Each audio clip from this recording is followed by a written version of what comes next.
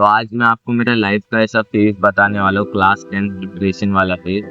जिसके बाद मेरा पढ़ाई को लेके जो माइंडसेट होता है वो ही पूरा चेंज हो गया। पढ़ाई का पूरा तरीका ही चेंज हो गया। मेरे चैनल के फर्स्ट वीडियो में देखा होगा, मुझे पता चला फरवरी 2 को कि मुझे पढ़ना क्यों है एक्चुअली। तो उस वीडियो के बाद स्टार्टिंग के दिन तो बहुत पढ़ा, फर्स्ट दिन पढ़ा, सेकंड दिन पढ़ा, थर्ड दिन पढ़ा, एकदम अच्छे से पढ़ा।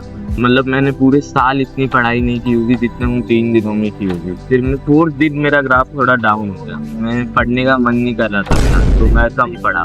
5th दिन कम पढ़ा, 6th दिन कम पढ़ा, और ऐसे ही 7 दिन तो मैं बिल्कुल ही पढ़ना बंद कर दिया था। स्टार्टिंग में मुझे लगा कि मुझे अगर मेरा वाई मिल गया तो पढ़ाई काफ़ी ईजी होगी, पर ऐसा नहीं था। फिर मैं ऐसे ही था बैठा हुआ, मैं सोचने लगा कि मैं स्टार्टिंग में तो इतना पढ़ रहा था, अभी क्या होगा, अभी मेरा मन क्यों नहीं कर रहा है, क्या हुआ ऐसा, इस वजह से अभी मैं एकदम डाउनफॉल में आ गया। तो फिर तब मुझे रियलाइज़ हुआ, जब मैं सोफे पे बैठ रहा था, खिड़की के बाहर देख रहा था, तब मुझे रियलाइज़ हुआ कि मेरी गलती मेरे एफर्ट्स में नहीं है, मेरे मोटिवेशन में। मुझे बहुत पढ़ना है ऐसा करके। Motivation is very cheap. Motivation काफ़ी टेम्परेरी होता है, वो आपको स्टार्टिंग में ही आपको पुश देगा, फिर बाद में आप अपने वही उसी रूटीन में आ जाओगे जिस वजह से आप खुद को हेट करते हो। फिर उसके बाद मैंने मेरे सब्सक्रिप्शन लिस्ट में सारे मेरे जो मोटिवेशनल चैनल्स है मैंने अनसब्सक्राइब कर दिया, क्योंकि मुझे पता था कि मोटिवेशन इज़ वेरी फेक। तब मुझे समझा कि डिसिप्लिन कितनी इंपॉर्टेंट चीज़ है लाइफ। डिसिप्लिन आपको हेल्प करती है कि आप डेली अपना 100% दे पाओ, जबकि मोटिवेशन बस स्टार्टिंग के कुछ दिनों में आपको 100% तक आपके पहुंचा सकती है, जो भी आपकी कैपेसिटी है वर्क करती है। तब फिर मुझे पता चला डिसिप्लिन, और ऐसा डिसिप्लिन आप इमोशंस को अपने थोड़ा साइड में रख के काम करो।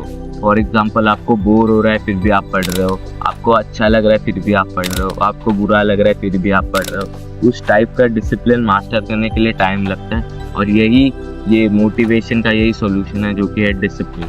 तो इसलिए इस डिसिप्लिन को अभी तक मैंने भी मास्टर नहीं किया, but it help me a lot. क्योंकि जब जो मतलब डाउनफॉल मेरा आया था उसके एग्ज़ाम के प्रिपरेशन के पहले, जो मैंने आपको बोला, उसके बाद मुझे ऐसा डिसिप्लिन ही चाहिए था, और आई ट्राइड कि मैं इस डिसिप्लिन के लेवल तक पहुंच पाऊँ, जिस वजह से मुझे बाकी के एग्ज़ाम्स के प्रिपरेशन के लिए बहुत टाइम मिला। फर्स्ट वाले को छोड़ के उसको भी टाइम मिला, बट मैं उतना अच्छे से यूटिलाइज नहीं कर पाया। और इस डिसिप्लिन को हम नाम दे सकते हैं एलीट लेवल डिसिप्लिन, जिसमें हम अपने इमोशंस को थोड़ा इग्नोर करके काम करें, जैसे मैंने पहले बोला। इस मेथड को मैंने अभी तक मास्टर नहीं किया, क्योंकि ये काफ़ी टफ है, मैं आपको पहले ही बोल रहा हूँ। पर आप एक प्रॉपर टाइम स्पेंड डिसाइड करो। टाइम, फॉर एग्जांपल, अगर आपको रोज रात को ब्रश करने का डिसिप्लिन लगाना है, आदत लगानी है, तो आप खाने के बाद एक फिक्स खाने का टाइम डिसाइड करो। इसके आधे घंटे बाद प्रॉपर, जैसे कि 10:30 या 9:30, उसी टाइम को आपको रोज़ जो है ब्रश करना है। फिर उससे आपको एक काफ़ी अच्छा डिसिप्लिन लग सकता है, तब आप डिसिप्लिन्ड वे में काम कर सकते हैं।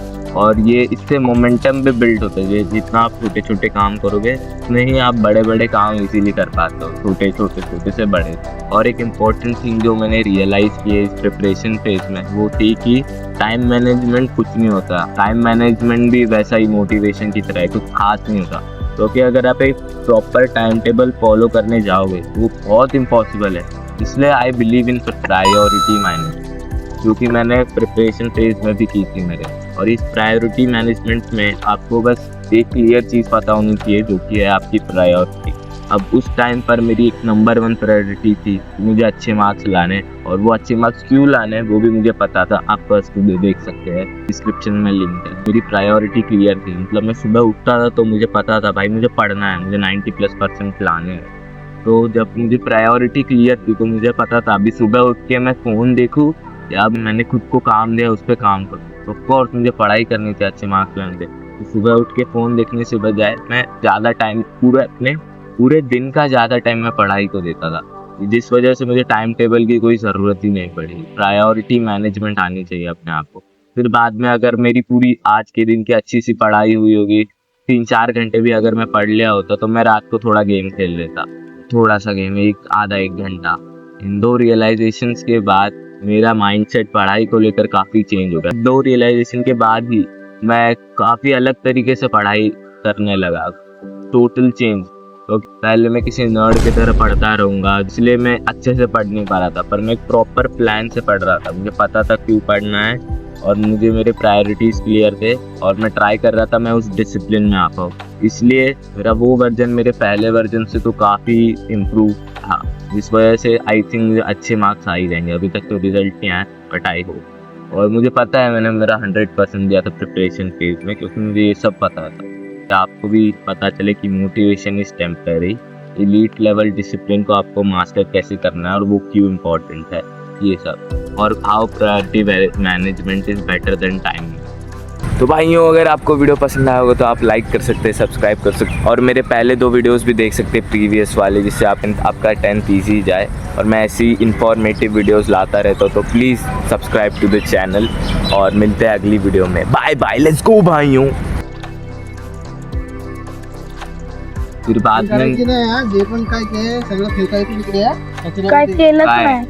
काय सांगतोय काय ते जे आहे ना वेस्ट ते घरी घेऊन जाणार आहे काय ते बॉक्स बॉक्स घरी येऊन जाणार. साइड वा ना जरा बोलू दे. घाण करायचं नाही म्हटलं.